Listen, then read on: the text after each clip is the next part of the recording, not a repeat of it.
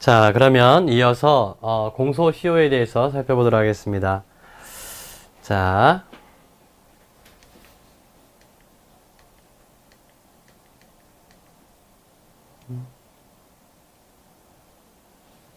네. 이 공소시효 제도라고 하는 것은 말 그대로 여기 의에 나와 있지만 공소 제기 기간이다 이렇게 보시면 됩니다. 검사가 일정한 기간 동안 공소를 제기하지 않고 방치하는 경우에 국가의 소추권을 소멸시키는 제도다. 만약에 어떤 사건에 대해서 공소시효가 완성됐는데 완성된 공소시효 사건을 공소 제기했다면 그때는 법원에서는 당해 사건을 소추권이 없으니까요. 유죄, 무죄 판결할 수가 없게 되겠죠. 그래서 이런 사건 같은 경우에 검찰 단계에서는 어떻게 하겠어요? 공소권 없애고 처분하겠죠. 그죠? 이런 내용들이 됩니다. 자, 그 효과는 나중에 보도록 하겠고. 자, 먼저 구별 개념이 나오는데요. 이것도 역시 단문으로 나오기는 어렵습니다. 그래서, 단답식 문제 나왔을 때 참고만 해주시는 도구 개념으로 쓰시면 되겠어요. 형의 시효라고 하는 것이 있는데, 그 형의 시효라고 하는 것은, 말 그대로 확정된 형벌권을 소멸시키는 제도. 예. 이미, 유죄 판결이 확정돼서, 형이 확정됐는데, 그 확정된 형벌권을 소멸시키는 제도가 형의 시효라는 것이에요. 반면에 공소시효는 소추권, 공소권을 소멸시키는 점에서 차이가 있다. 이런 얘기입니다. 그래서 공소시효가 완성됐다면, 법원에서는 더 이상 이 사건을 심리할 이유가 없죠. 그래서 면소 판결을, 하게 되죠. 반면에, 형의 시효가 완성됐다면은, 그때는 국가형벌권이, 확정된 형벌권이 소멸됐기 때문에, 그때는 형 집행이 면제될 뿐이다. 이런 차이점이 있습니다. 자, 공소시효의 본질에 대해서는, 실제법설이냐, 소송법설이냐, 아니면 이 둘을 결합한, 것이냐, 이런 논의가 있는데요. 우리 헌법재판소의 입장이 여기 소개되어 있지 않습니다만 헌재 입장은 두 가지 다 입장을 다 갖고 있습니다. 일반적으로 어떻게 볼 거냐라고 하는 문제인데 공소시효가 완성됐다면 면소 판결로 종결하게 되거든요. 또 공소시효 규정을 독일과 달리 형법이 아니라 형소송법의 규정하고 있음을 놓고 봤을 때 소송법설이 타당하다. 이게 어떤 얘기냐면은 실제법설이라고 하는 것은 형법은 그 실제법이거든요. 형사소법은 소송법이고. 그런데 왜 공소시효가 완성된 사건에 대해서 면소 판결을 하느냐 이런 얘기예요. 왜 공소시효 제도가 왜 필요한 거냐 이런 얘기인데 공소시효가 필요한 이유는 이 실제법설은 그 기간 동안 충분히 피의자가 되겠죠. 범인이 범죄를 저질러 놓고 일정한 기간이 경과하도록 공소가 제기되지 않았는데 그 기간 동안 충분히 그에 대한 죄값을 받았다라고 보는 거죠. 즉 개인적으로 뭐 국가가 형벌권을 발동한 건 아니겠지만 쉽게 말씀드리면은 그런 의미를 갖고 있는 거예요. 그래서 국가의 형벌권 자체가 소멸됐다. 더 이상 국가 형벌권을 발동할 이유가 없다. 이렇게 보는 거고요. 반면에 소송법설은 사건이 경과하게 되면 그 사건에 대한 입증이 어려워지죠. 그래서 검사의 공소 유지 자체가 어려움을 갖게 됩니다. 그래서 이럴 경우 영구 미지 사건을 해결할 필요가 있다라는 차원에서 인정해준 제도다 이렇게 보는 거죠. 참고만 해보시면 되겠고요. 그래서 여기에 이제 그런 내용이 좀 정제되어 있는 겁니다. 시간의 경과에 따른 사실관계를 존중해서 사회와 개인생활의 안정을 도모하고 형벌 부과의 적정성을 기하는 데 있다 이렇게 보는 건데 참고만 해보시면 되겠고 그러면 어떤 것이 그 공소시효 기간을 결정할 기준이 되느냐라고 하는 건데요. 기본적으로는 뭐냐면 법정형입니다. 법정형. 그 법정형의 경중에 따라서 그 공소시효 기간이 달라지죠. 그래서 보시는 것처럼 이건 우리 법에 나와 있으니까 참고해 주시면 되겠고요. 자, 그 다음에, 예외적으로, 성폭력 범죄 등에 대해 있죠. 그 다음에 아동 청소년에 대한 강간이나 강제추행, 이런 거는 DNA 증거 등 그 죄를 증명할 수 있는 과학적 증거가 있다면, 10년이 연장된다. 이런 얘기고요. 또, 공소 제기 후에 판결이 확정 없이 공소를 제기한 때로부터 25년을 경과하게 되면 공소시효가 완성된 것으로 간주하는 규정이 있습니다. 예. 자, 그 다음에 그 기산점이 나오게 되겠는데요. 예. 앞서 얘기했던 것처럼 그 기간의 기준은 법정형이라고 그랬죠. 자, 그런데 형을 변경하거나 선택형이 있다면 어떻게 할 거냐? 그때는 중한형이다 이런 거예요. 또 가중 감경 이전에 법정형이 기준이 되는 것이고, 또 교사범 방조범의 경우에는 정범의 형을 기준으로 본다는 것이고, 예, 이런 내용들 한 번만 읽어만 보시면 됩니다.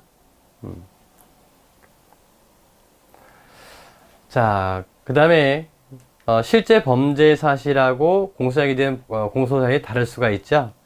그래서 결국 기준은 뭐로 보느냐 하면 공소장에 대한 공소사실, 이거에 대한 법정의 기준이 된다는 얘기죠.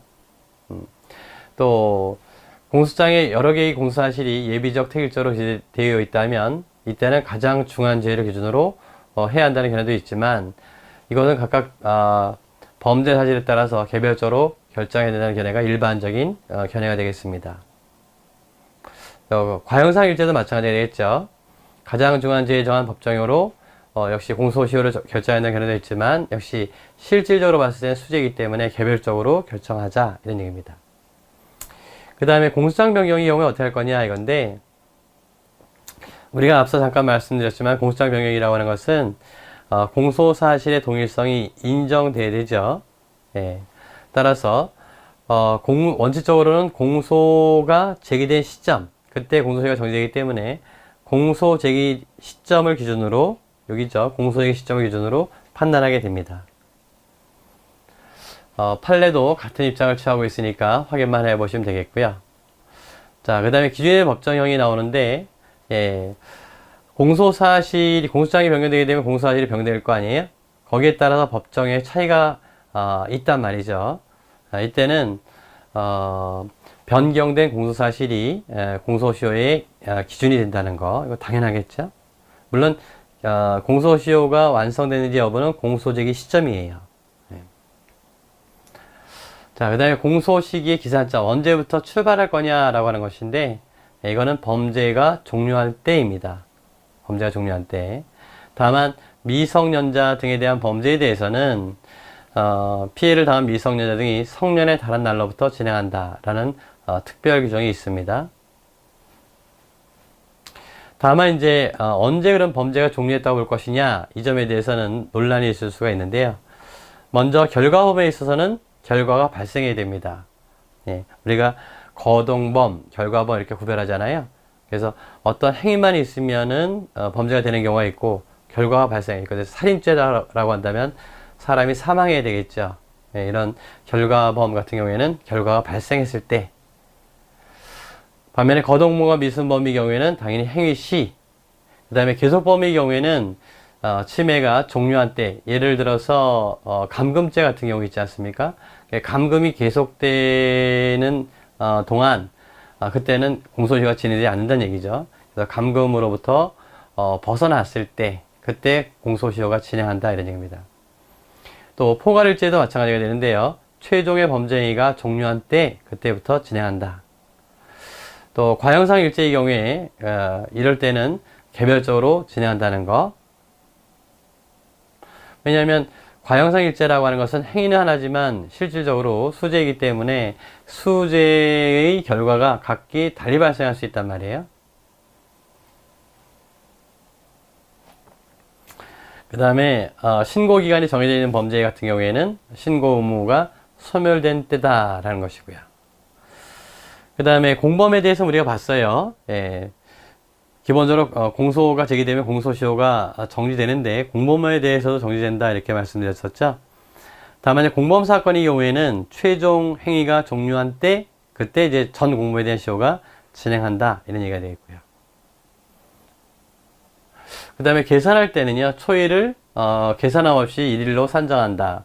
원래 초일 불산이 원칙이 우리 지난번에 구속에서 말씀드렸는데, 여기서 마찬가지로 초일을 뭐 1초 남았다, 뭐 2초 남았다 하더라도 하루로 계산한다 이런 얘기고요.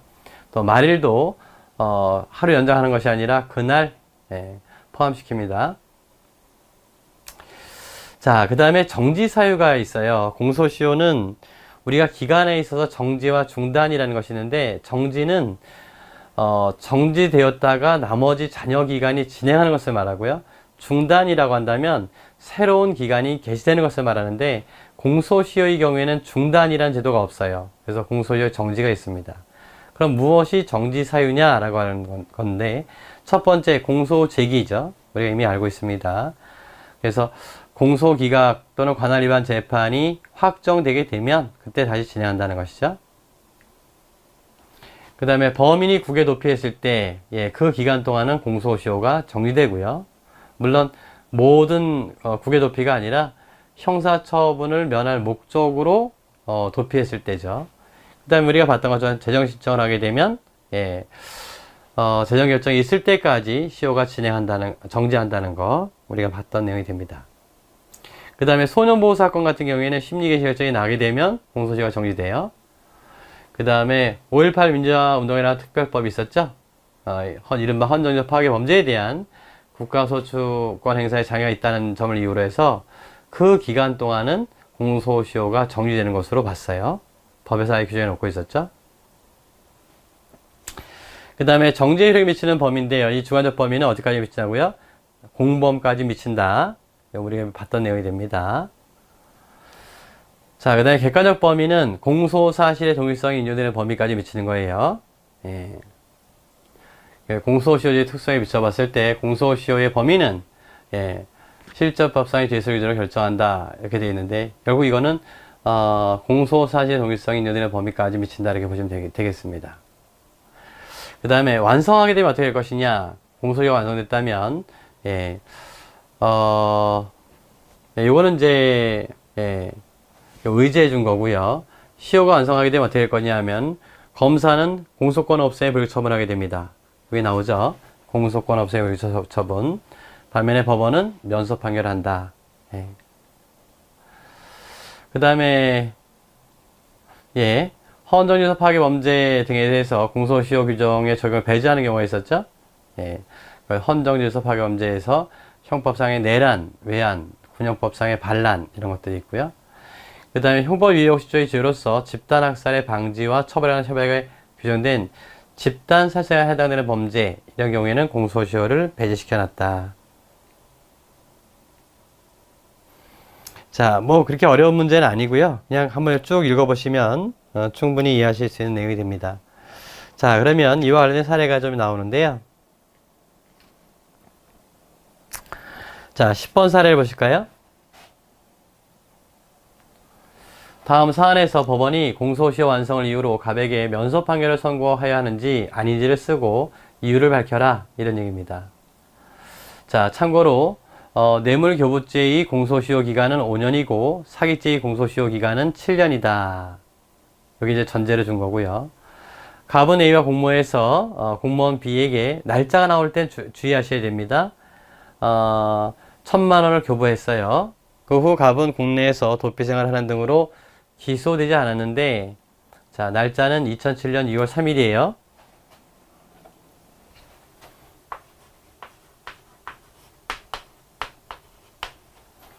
A와 B는 2008년 1월 10일 각각 뇌물교부죄와 뇌물취득죄로 기소됐습니다.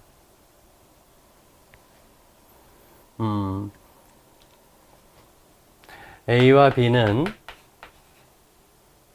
언제요? 2008년 1월 10일이죠. 여기 기소됐다 이거죠. 그래서 A에 대해서는 2009년 4월 27일 2009년 4월 27일 날 확정됐고요. B에 대해서는 2009년 7월 27일 날 확정됐습니다. 그 갑이 검거되자 검사는 2013년 6월 29일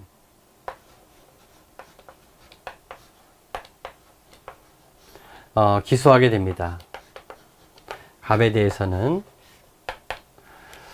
갑은 이제 A와 공모해서 뇌물을 교부한 거죠. 뇌물 교부죄가 되는 거죠. 자, 자, 요런 사례인데요. 거기 보시면 위에서 뭐라고 얘기했냐면은, 이때 갑에게 면소 판결을 해야 되느냐, 이런 얘기예요. 공소시효가 그럼 완성되느냐, 이런 얘기입니다. 근데 갑은 뇌물교부죄인데요. 뇌물교부죄의 공소시효 기간은 5년입니다. 그러면 2007년부터 2008, 2009, 2010, 2011, 2012 그러면 이 기간 그냥 단순히 따져보게 되면은 공소시효 기간이 지나갔죠. 그죠? 이미 완성됐습니다. 다만 그와 공범인 A가 있죠. A는 어떻습니까? 네, A와 같이 했는데 A는 2008년 1월 10일 날 기소돼서 2009년 4월 27일 날 그러니까 1년 하고 3개월 17일이 되는 거죠. 요 기간이 1년 하고 3월 17일이 됩니다.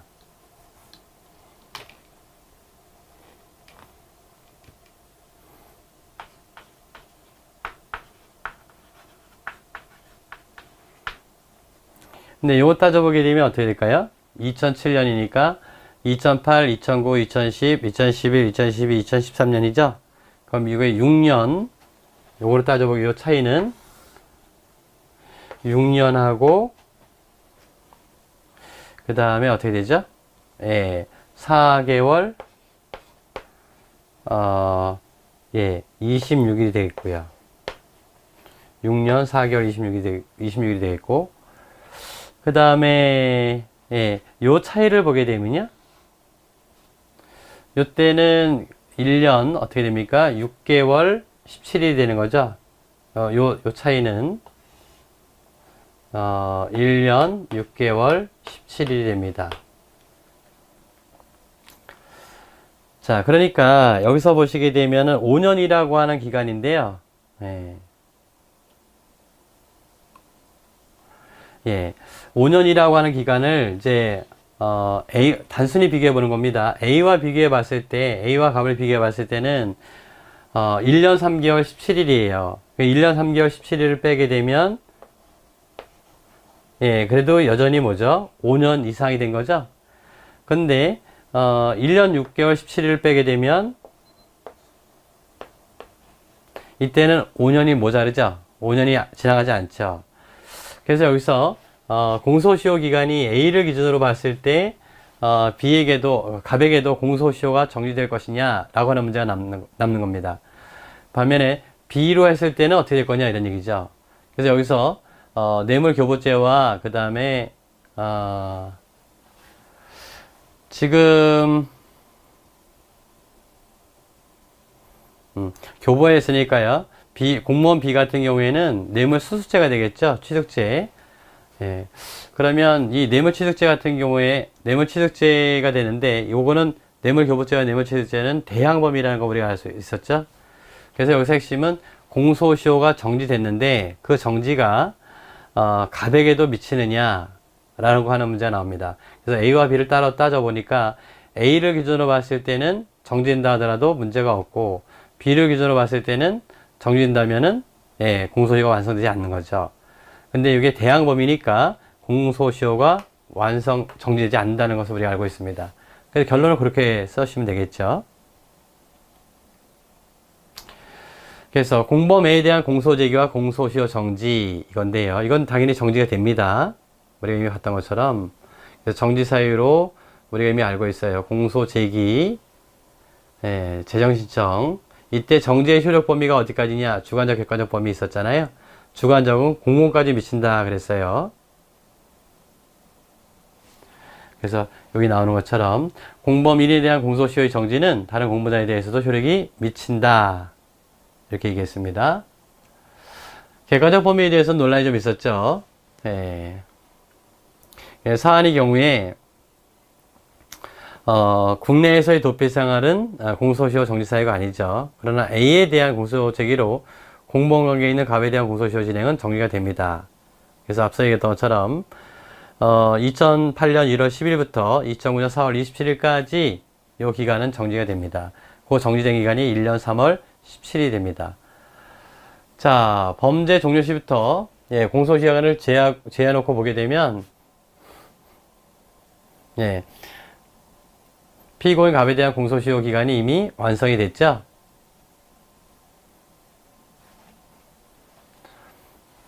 그래서 시효가 완성된 것이기 때문에 이 경우에는 5년이 넘으니까요. 예. 따라서 이 A를 놓고 봤을 때는 어떻게 봐야 돼요? 공소시효가 완성된 것이니까 결과적으로는 면소 판결을 해야 되겠죠. 그 다음에 공무원 B에 대해서 공소지기와 공소시효의 정지인데 앞서 얘기했던 것처럼 이 경우에도 공소시효가 정지되면 정지되느냐 안 되느냐 문제였었는데 그 공범의 범위에 포함되느냐 문제였었는데 우리 판례는 앞서 봤던 것처럼 대항 범위의 경우에는 정지되지 않는다 그랬죠. 그래서 앞서 우리가 봤던 내용이 됩니다. 그래서 253조 제2항에서 말하는 공범에는 뇌물공여죄와 뇌물수수죄 사이와 같은 대항범 관계에 있는 자는 포함되지 않는다. 따라서 B에 대한 공소제기와 공소시효 정지는 갑의 공소시효에 아무런 영향을 미치지 못해요. 예. 자, 따라서 결국 검사의 공소제기는 A에 대한 공소제기로 정지된 기간을 고려하더라도 시효가 완성된 후에 공소제기가 되기 때문에 면소 판결을 해야 된다. 이런 결론에 이르게 되었던 것입니다. 이 대항범 사건 같은 경우에는 여러분들이 좀 주목해서 봐주시기 바랍니다. 자, 그 다음에 이제 공판 절차로 넘어오도록 하겠습니다.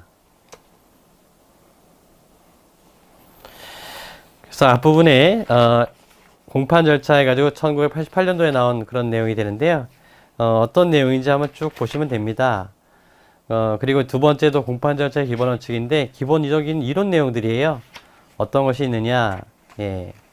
그리고 세 번째도 공판 중심주의가 뭐냐. 우리가 간단하게 보도록 하겠습니다. 네 번째가 공개 재판주의. 그 다음에 다섯 번째가 공상 변경 문제가 나오죠. 예.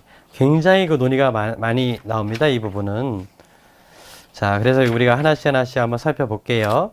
역시 이것도 외우려고 하지 마시고, 우리가 논의했던 내용들을 좀 핵심적인 요지들을 중심으로 한번, 살펴보시면 좋겠습니다.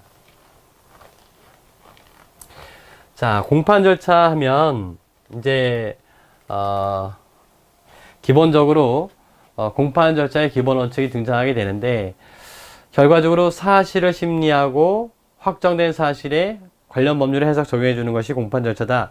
이렇게 얘기하면 되겠는데요. 그런 공판 절차가 어떻게 진행되며 어떤 원칙하에서 운영되는지 이걸 살펴보는 그런 내용이 됩니다. 자, 공판 절차의 개념이야 문제되지 않겠고요.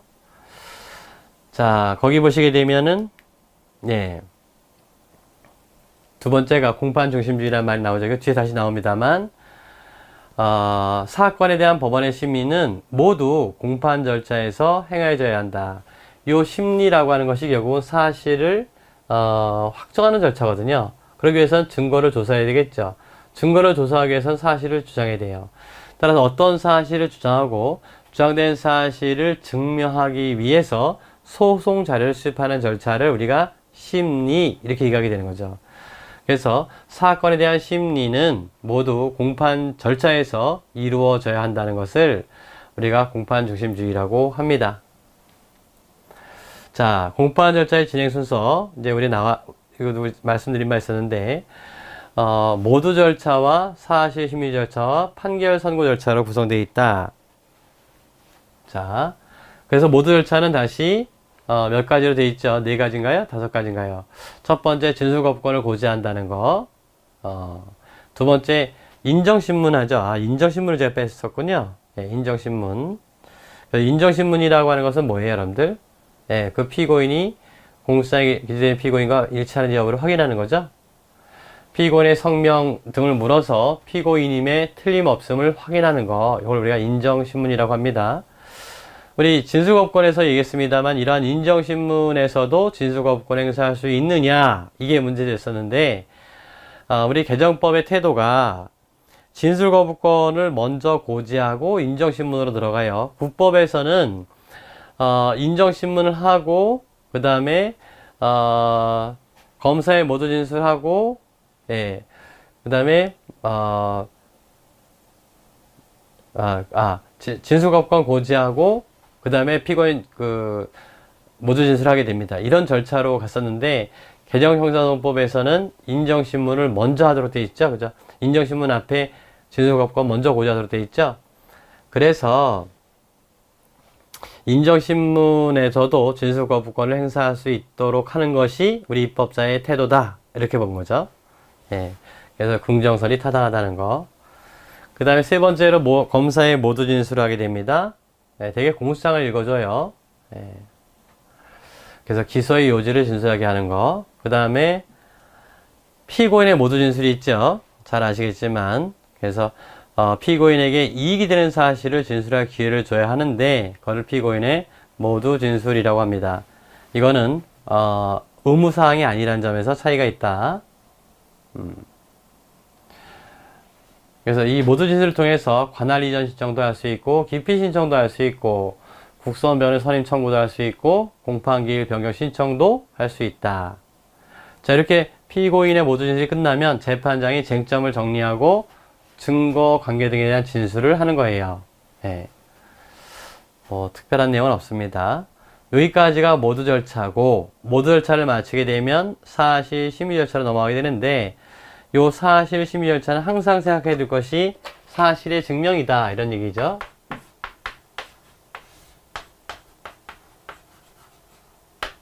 다만 이 증거는 증거를 통해서 증명해야 되는 거죠.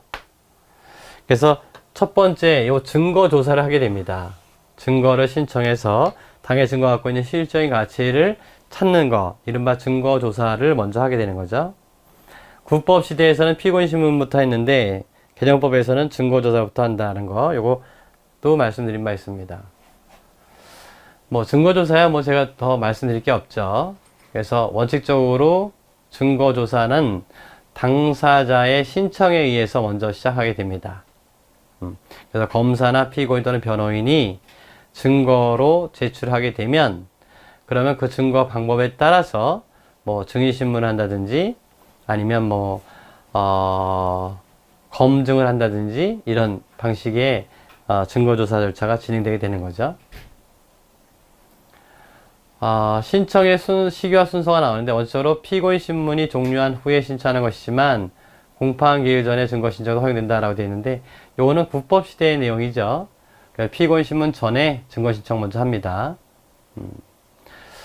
자, 다만 신청을 할 때는 신청의 대상의 증거를 특정해야 된다는 거.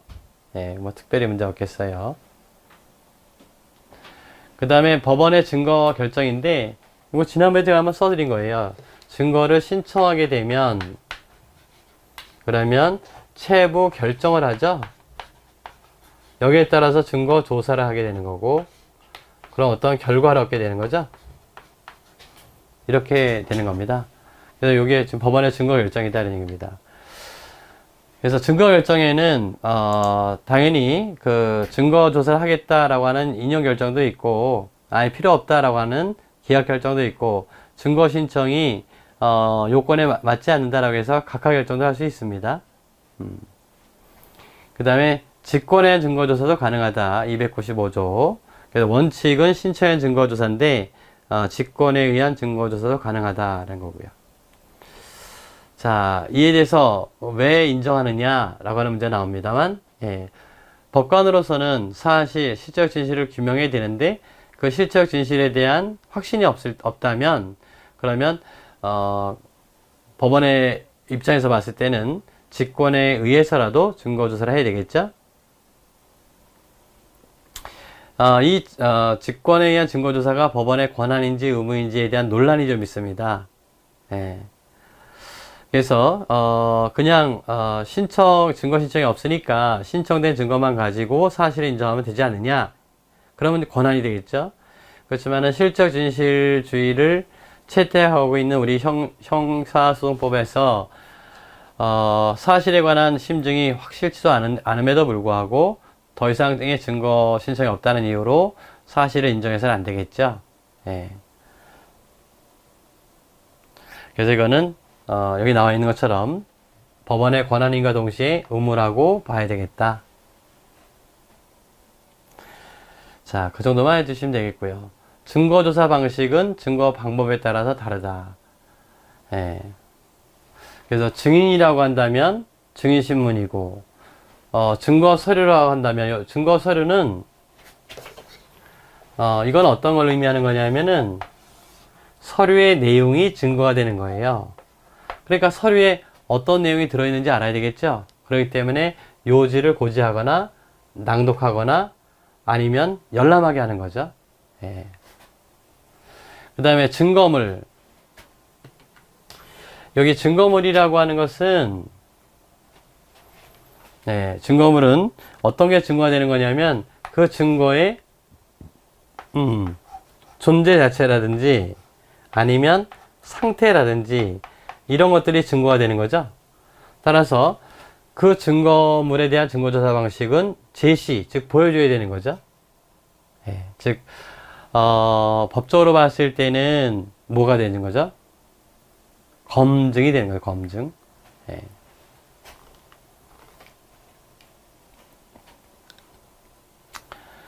자, 그 다음에 증거물이 나오는데요.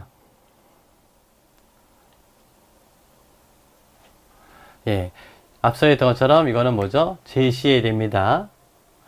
반면에 증거물인 서류라고 하는 것이 있는데, 증거물인 서면 이렇게 얘기도 하는데요. 증거 서류 같은 경우에는 내용이 증거가 되기 때문에 요지를 고지하거나 낭독해 줘야 되죠. 근데 증거물인 서면 같은 경우에는 그거는 내용이 문제되는 것이 아니라 그 증거물의 존재 자체나 상태가 증거가 된다 그랬어요. 그렇기 때문에 그때는 요지를 고지하거나 낭독할 필요는 없습니다. 여기 나오는 것처럼 증거물인 서류, 요거는 증거 서류이기 때문에 뭐를 하라는 거예요? 요지의 고지 또는 낭독을 해야 된다는 얘기입니다.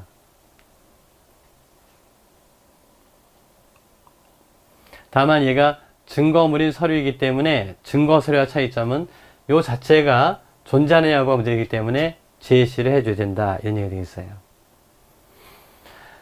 자, 그 다음에 증거조사에 대한 이의신청인데, 만약에 이런 증거 신청에 대한 법원의 결정에 대해서 이의가 있다면, 검사나 피고인 또는 변호인은 이의신청을 할 수 있다. 이의신청할 수 있다.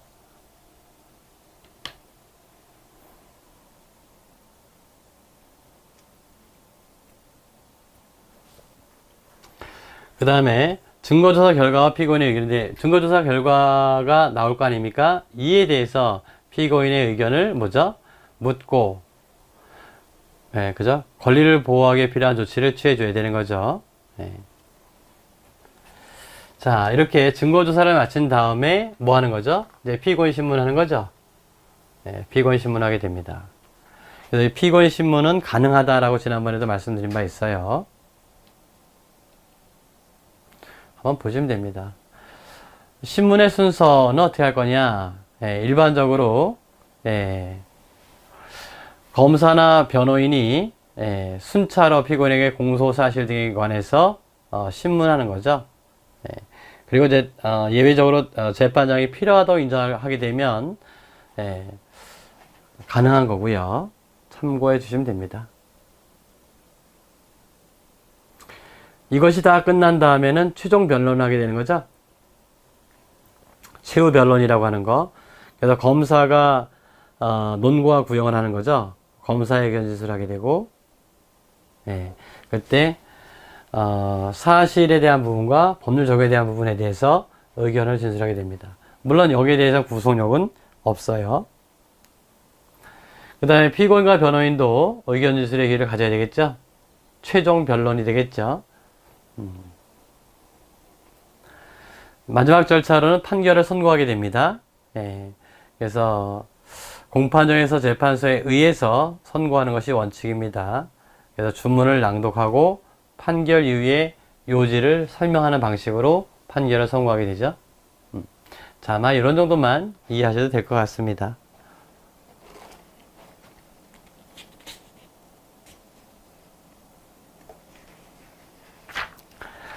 자, 그 다음에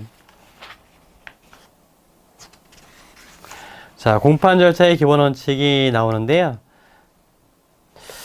거기 몇 가지가 있죠. 공판 절차의 원칙으로서 공개주의가 있고, 그 다음에 구두변론주의가 있고 직접주의가 있고 집중심리주의가 있죠.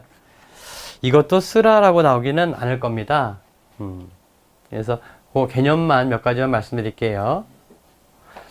공판중심주의라고 하는 것이 다시 논의가 되는데, 사건에 대한 심리는 모두 공판 절차에서 행해져야 하므로 공판 절차의 핵심이고, 공판중심주의는 정의와 법적 안정성, 법치효과 원리의 본질 요소가 실현되는 근본 원리다라고 되어 있는데, 요 내용인 것은 앞서 얘기했던 것처럼 사실의 심리는 공판 절차를 통해서 이루어져야 된다. 사실의 인정은 공판 절차를 통해서 이루어져야 된다. 사실의 인정은 공판 절차에서 수입된 증거를 통해서 이루어져야 된다. 이게 바로 공판 중심주의예요. 예. 자, 그래서 세부적인 내용이고 객관식 용어로 나오는 거죠. 예. 그래서 우리는 이해심이 없어요. 그리고 공수장 일본주의를 채택하고 있고 직접주의와 전문법칙을 채택하고 있죠. 그리고 구두변론주의, 예. 또 공개재판주의, 예. 이거를 보장하고 있다. 자, 기본 원칙으로서 몇 가지가 있습니다만 첫 번째 공개예요. 공개라고 하는 것은 다른 것이 아니라 일반 국민의 참여를 허용한다라는 뜻이에요. 즉 당사자 이외에 일반 국민의 방청을 허용한다. 왜? 공정성을 담보하기 위한 것입니다. 자, 그 다음에 적용 범위가 나오는데, 예, 이거는 매스컴에 중계까지도 포함할 거냐. 지난번에 그 대통령 탄핵 사건에서 또는 범죄 사건 진행 중에 있는 사건에 대해서 형사건에 대해서 매스컴의 중계 이것도 강력하게 요구했었죠. 그래서 이루어졌는데 매스컴에 대한 중계는 공개에 포함되어 있지는 않아요. 다만 이거는 이제 법원이 재량으로 결정할 수 있겠죠. 그 다음에 특정인에 대한 공개주의 배제, 재판장이 법정 경위에게 위험을 기타 법정에 소지할 수 없다 인정되는 물건 소지인의 입장을 금지시킬 수 있겠고요. 그 다음에 퇴정명령도 할 수 있겠죠. 그건 문제 안 되겠습니다. 그 다음에 특정 사건 같은 경우에는 우리 헌법도 이렇게 되어 있는데요. 국가의 안전보장이나 안녕질서를 방해하거나 선량한 풍속을 해야 할 염려가 있다면 법원의 결정으로 공개하지 않을 수 있다. 이 결정이라는 게 이게 시험에 나오는 거죠. 그 다음에 법정에서의 촬영과 녹음 원칙으로 피고의 동의를 요하지만 공익성의 필요가 있다면 재판의 허가로 가능하다. 만약 공개주의를 위반했다면 어떻게 될 것이냐? 예. 법령 위반이기 때문에 절대적 항소 이유가 되고 상고 이유가 됩니다. 다만 법원의 비공개 결정에 대해서는 헌법소원을 제기할 수 없다. 왜냐하면 법원의 재판은 헌법소원 대상이 안 되기 때문에 그래요. 자, 그 다음에 구두변론주의는 다른 것이 아니라 사실을 증명하기 위한 증거, 즉 소송 자료는 구두로 제출한다라는 얘기예요. 즉 구술에 의해 제공된 소송 자료를 근거로 해서 재판해야 한다 이런 얘기입니다.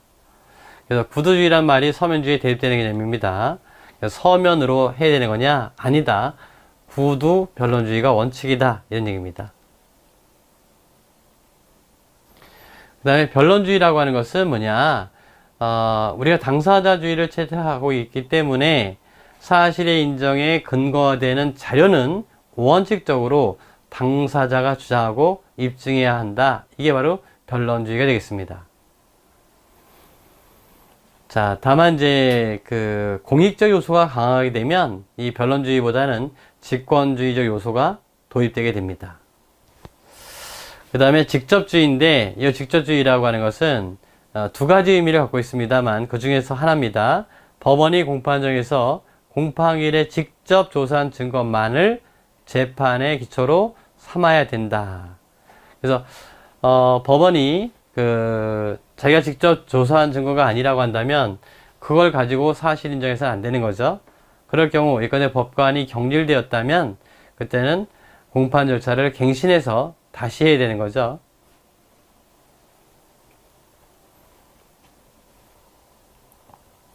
자, 그 다음에 집중심리주의인데요. 우리가 재판이라고 하는 것은 막연하게 질질 끌어서 안 되겠죠. 신속한 재판의 원칙이 우리 형사소송의 또 다른 원칙이 됩니다. 그래서 필요하다면 심리가 2일 이상 요하는 사건의 경우에는 연일 계속해서 개정해서 심리해야 한다.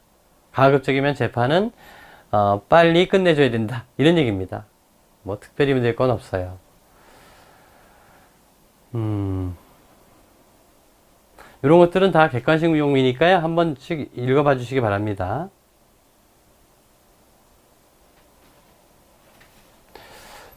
집중심리주의가 갖고 있는 문제점도 있다는 얘기죠. 졸속 재판의 우려가 있고 피고인의 방어 활동이 어려움이 있다. 또 법원이 업무 과중될 수 있고요. 또 다른 사건과의 형평성도 문제가 되고요. 그래서 나온 대책이 국선 변호인의 확대, 그 다음에 변호인의 참여권을 확대해주고, 수사 참여권을 확대해주고, 그 다음에 증거 게시들을 인정해줘야 되겠다. 이 증거 게시들은 우리가 받아들이고 있어요. 자, 여기까지 공판 절차의 기본 원칙을 좀 잠깐 살펴봤는데 이게 단문으로 나오진 않으니까 이런 정도만 해 두셔도 되겠습니다.